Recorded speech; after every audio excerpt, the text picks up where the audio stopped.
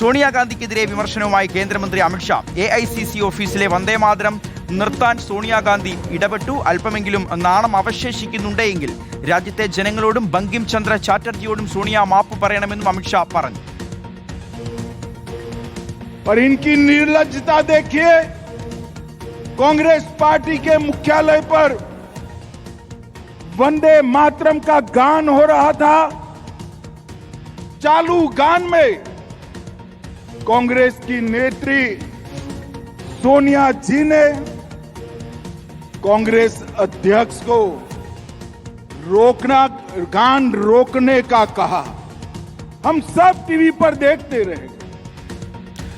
അതിൽ പാലോടുണ്ട് നമുക്കൊപ്പം. അതിലപ്പോൾ ഈ അയോധ്യ വിഷയത്തിലും ഈ CJP പ്രൊട്ടസ്റ്റിലും എല്ലാം വലിയ പ്രതിരോധത്തിലായിരുന്നു ഈ അമിത്ഷായും നരേന്ദ്രമോദിയും BJPയും. പാർലമെന്റിൽ പോലും അവർ വന്നിട്ടില്ല, ഒരു പ്രസ്താവന പോലും നടത്തിയിട്ടില്ല.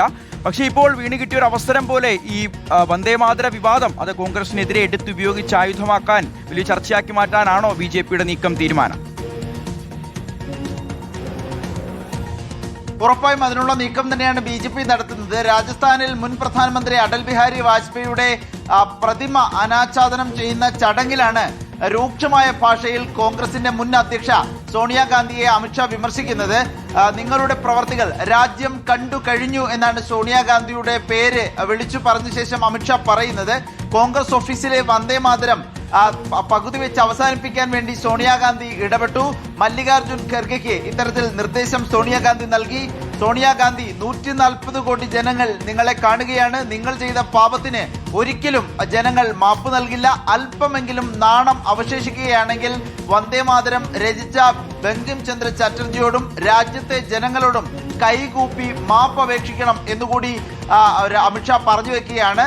വലിയ തോതിൽ ചർച്ചയാക്കുകയാണ് ദേശീയ തലത്തിൽ. കഴിഞ്ഞ ദിവസം AICC ആസ്ഥാനത്ത് പകുതി വഴിക്ക് വന്ദേമാതരം അവസാനിപ്പിക്കാൻ സോണിയാഗാന്ധി ആവശ്യപ്പെടുകയും പിന്നീട് മല്ലികാർജുൻ ഖർഗെ സോണിയാഗാന്ധി അനുനയിപ്പിക്കുകയും അവസാനം വരെ ഈ വന്ദേമാതരം ആലപിക്കുകയും ചെയ്തത് AICC ആസ്ഥാനത്തെ സ്വാതന്ത്ര്യദിന ചടങ്ങിലായിരുന്നു സംഭവം.